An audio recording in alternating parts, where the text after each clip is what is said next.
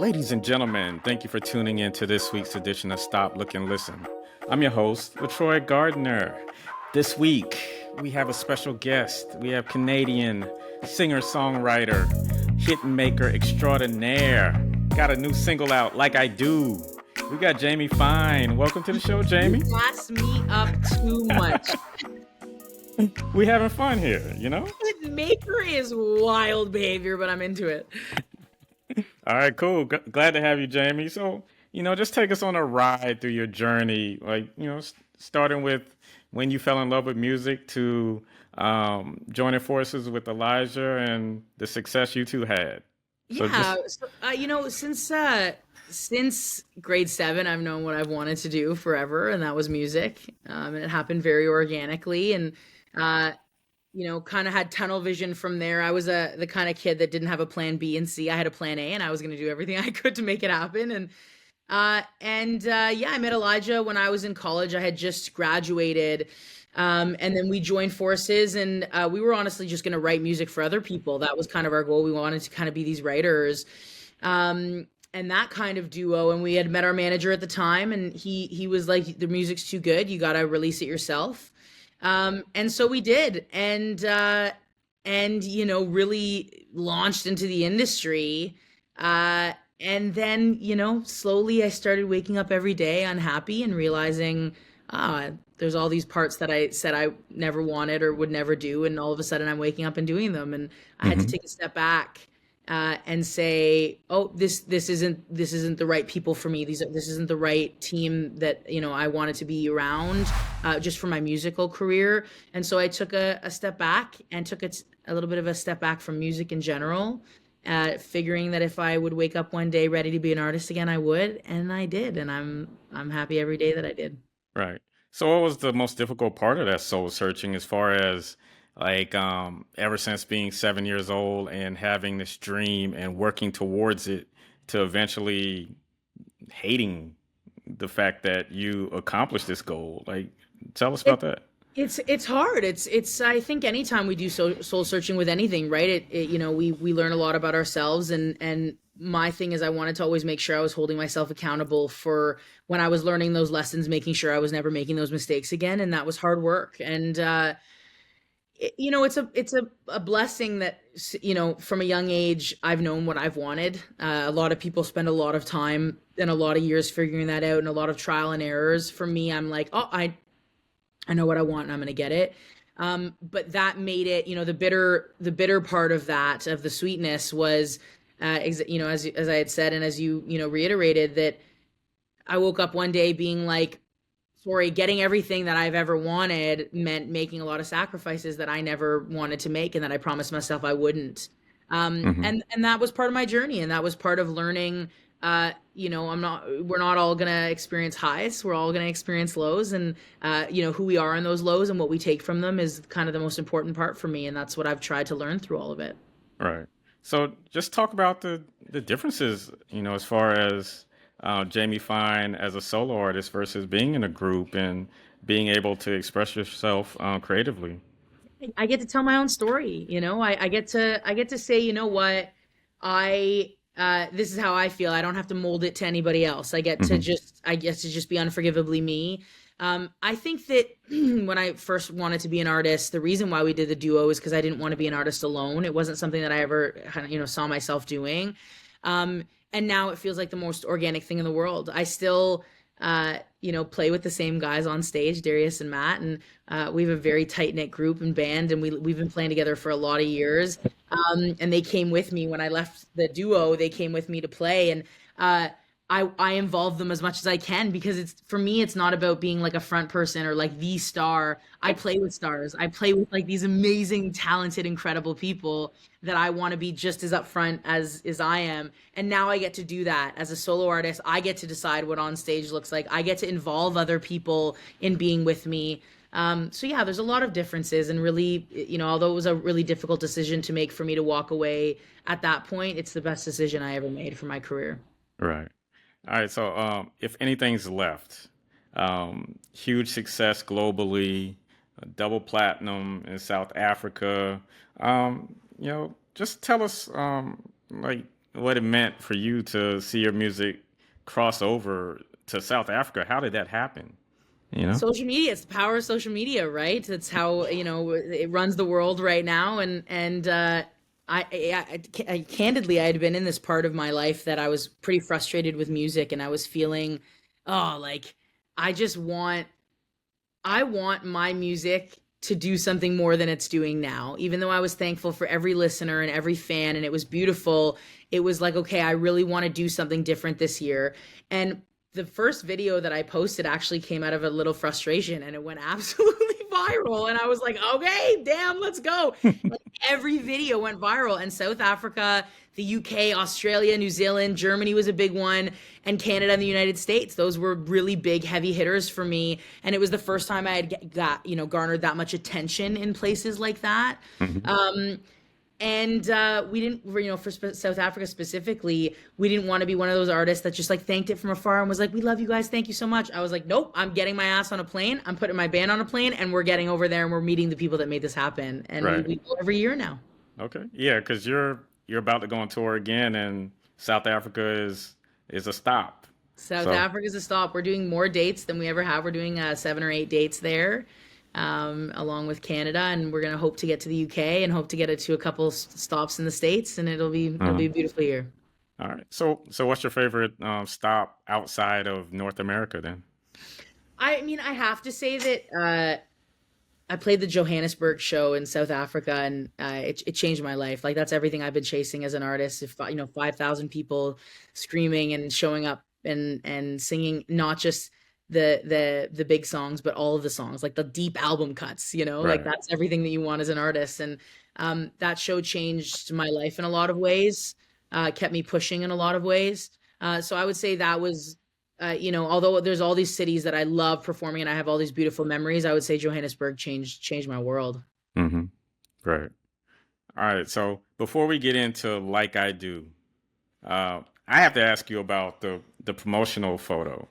Like you're in the middle of nowhere, sitting Indian style, and the photo is blurred. Like, tell us about the creative mindset behind that, because I know there's a deeper meaning somewhere. Yeah, yeah. I'm an emotional artist. Obviously, there's a deeper meaning. Yeah. Uh-huh. So it's I my photographer CMAC, I have a really beautiful relationship with, and what I love about him is I can send him a song, and typically he has the same vision as I do without us even having to kind of share with each other first.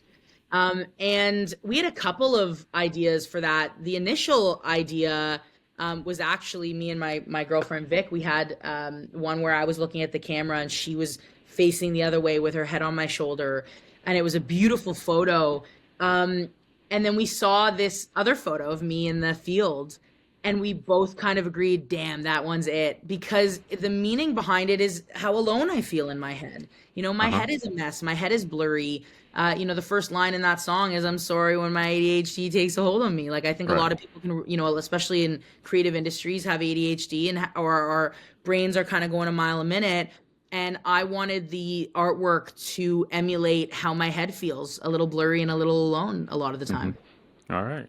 Yeah, so we're talking about like I do, of course. So just talk about how the song came together then, and like who you collaborated with, and um how it's being received right now. Yeah, I mean, listen, it's being received, beautifully. Admittedly, the algorithm doesn't love this one as much as it liked. If anything's left, I think it's the end of the year, and hopefully Q1 will hit, and I'll be able to kind of promote it a little bit more. But the people who have been listening to it, one of the most beautiful parts about this song is it's not just people reaching out to me saying like, "Oh, I have ADHD," or like, My head works that way." It's actually people's partners reaching out to me saying, "I think I understand my partner." And I'm like, whoa, like that's everything I've wanted with my music. The song came to be. My partner and I spent the summer in LA, because we were trying to figure out if we had to live there and if that was kind of the inevitable next step for us, Uh-huh. which we've since learned absolutely Oh, not. I was gonna say that you don't Yeah. seem like an LA person. Nah, I'm not an LA person. No. And we played the game and we went for a bit and we met beautiful people, but uh, I had gone to write songs for other people because I love writing and I love being part of other people's projects. And that was really what I went there for that summer. And eventually I was like, ooh, I got to get some stuff out of my head. There was this one day where I think I just felt really bad for Vic, my girlfriend. I think I was like, whoa, like you put up with a lot of crap every day and you decide to wake up every day and love me. And it's, Hmm. hard to be with me. My brain is a mess and I'm constantly in and out of attention and I'm, it's hard to be my friend or my family member or my partner. And I wanted to take accountability for that. And so I walked in a studio with these amazing guys, Jutes, and Keith and Oscar. And it was my first time ever working with Keith and Oscar, the producers of the record. And I was like, I really want to write a song about like my ADHD and just apologize. And Jutes looked at me and he's like, so say that. And I'm like, what do you mean just say it? He's like, so say that in the first line. And I was like, damn, you're good at this. So I just said it. And that the rest of the song wrote itself. Uh-huh.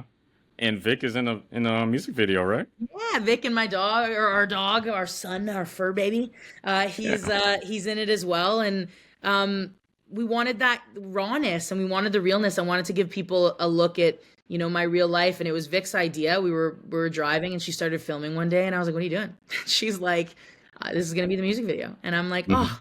And that's what also I love. Vic is a really big part of my career in a lot of ways. And her vision and my vision align a lot for the creative stuff, and this song is for her and it's about her, and I'm glad she got to be a part of it in a bigger way. Yeah.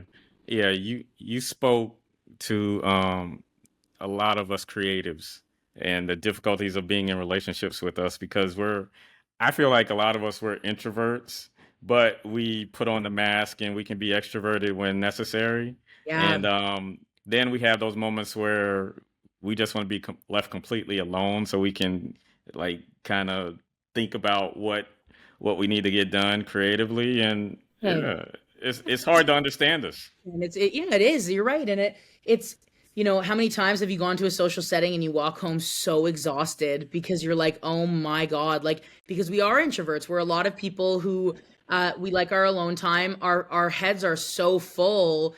I'm looking at all these hilarious like gifs and memes coming up about people with ADHD. It's like my whole For You page right now. Uh-huh. And it's so funny. There was one where it was like, hey, I have ADHD. I'm going to interrupt you, but if you interrupt my thought, I'll kill you. Like, it's like we're so difficult, but we're all very the same. And I think one of the things that I try to do, especially with this song, is take accountability for it and know that, yeah, it's hard for me, but it's also hard for the people around me. And that can be open and honest and it can be a real discussion. And because so many people in the world can relate to it, I hope people get to use this song, not just to help themselves, but for partners with people with ADHD who struggle with it as well, to say, oh my God, that's what's going on in your head. I had no idea. You know? Hmm. Dr. Todd McLean provides periodontal and dental implant services in 2 convenient locations. They offer over a decade of experience treating patients, and appointments can even be scheduled in the evenings, weekends, or early mornings. Give them a call in Chapel Hill at 919-537-9774 or in Durham at 919-484-8338 or visit them online at gumsandimplants.org. All right, so like, how do you balance, opening up to your audience while also establishing those boundaries and emotional space? I always say that I try to be selfish in healthy ways so I can be selfless in healthy ways. I learned the hard way that if my cup is overflowing or it's too full, then I can't show up at all, and I don't want to be that person. And so, um, I try to prioritize communicating. I try to prioritize communicating when I need alone time or when I need people around. When I know that my head's about to get in that space, I say it. I 1, 2, 3 jump. I communicate it. I say the next little bit is going to be this. It's not personal to you. It's me. Um, but I just make sure that I communicate with the people around me and I prioritize my downtime and my mental health and my physical health and all the things that I think we all should do, because being selfish in those ways allow us to show up in selfless ways that are healthier. Hmm. Yeah. So what do you enjoy doing, like in your moments of escapism? Your safe haven, your your sanctuary. What does that involve? Yeah, it's pretty scary up here, so I don't even know. But I this year I've made a lot of changes. The gym has become a really big outlet for me, and I never really got it. I started off the year in January on kind of this weight loss journey, and And now that I'm at a point where I feel like I'm confident in the gym and can, work out, I'm like, oh, I get it. I get why people come here. And, working out is such a mental health thing as much as it is a physical health thing. And I've tried to pick up reading. My parents used to laugh and say like they couldn't pay me to read a book when I was a kid. And I'd always, cheat on the assignments where I had to bring, I'd Sparks note it because I just read the book.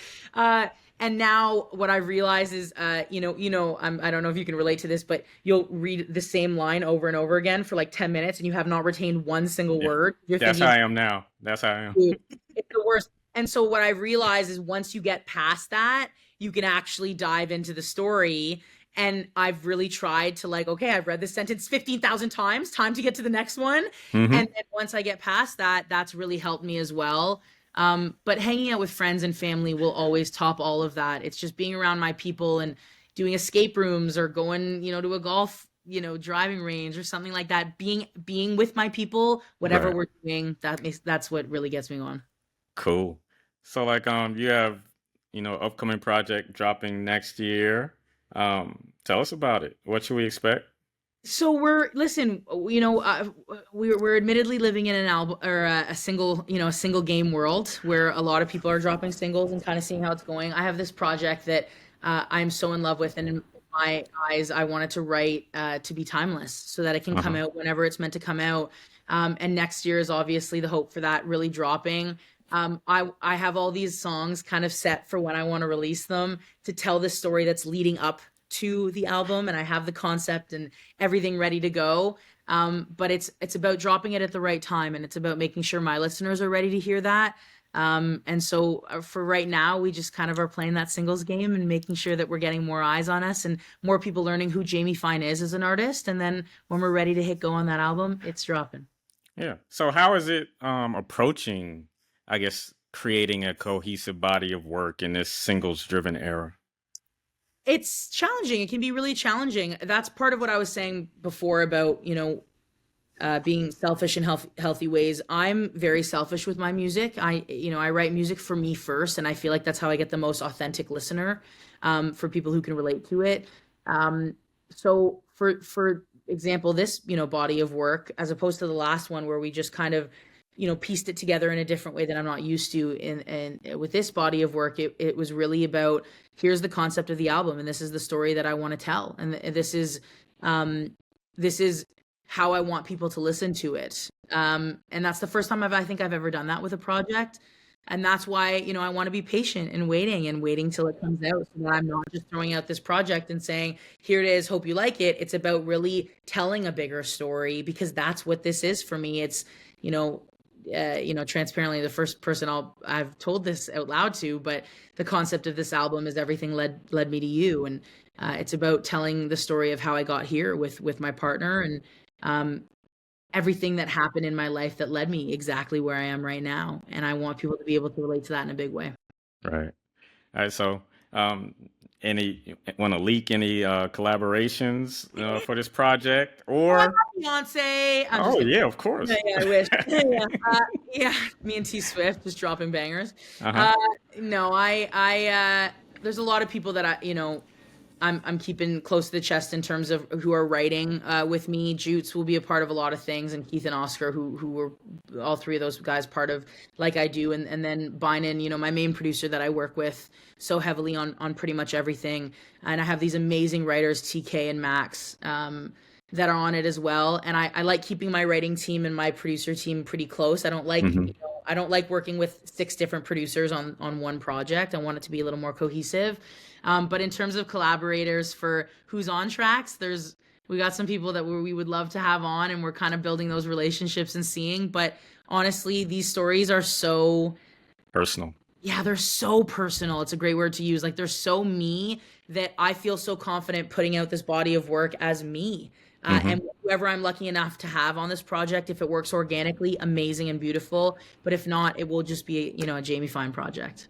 Okay. Well, then, like, hypothetically, dream collabs. Give me at least 3 or 4. Okay, so I've I will always J. Cole's like my favorite artist of all time. Just like Uh-huh. his storytelling and obviously he's so talented, but he's somebody that like I would love to be on a record with one day. Um got a lot of work to do, I think, for that. But Teddy Swims is a big one. Benson Boone. I would love to collaborate with those people. Noah Khan is at the top of my list right now, I would say, just because of his storytelling and his music is really lining up with a lot of the vibe of what this album's gonna be. So he's probably at the top. Okay.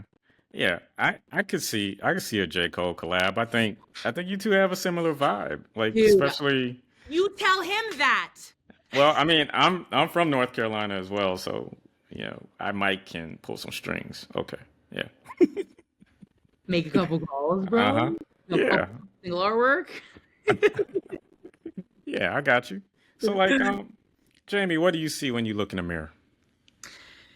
Oh my God, that's such a deep question. Holy, I didn't realize I was going to be in a therapy session today, Let's LaToya. go. Let's get there. Uh, I think typically when I look in the mirror, especially now, I think I just see progress while also uh, it's like a work in progress. It's like Hmm. I can see everything that I've worked hard in my life to get to. Um, and then I also always want to hold myself accountable for all the places I want to go. And I think that's kind of the first thing I see is this confident person that's just not going to take no for an answer, and have a plan A and do everything I can to get to where I want to be in life. And that's always been me, and it will still be me at 31. And I hope that it'll always be me. Uh-huh. What's something about you that people find most surprising? My obsession with Harry Potter. I don't know. Really? Yeah, no, I'm not actually surprised by that because I talk about it every 5 minutes. Uh, I would say,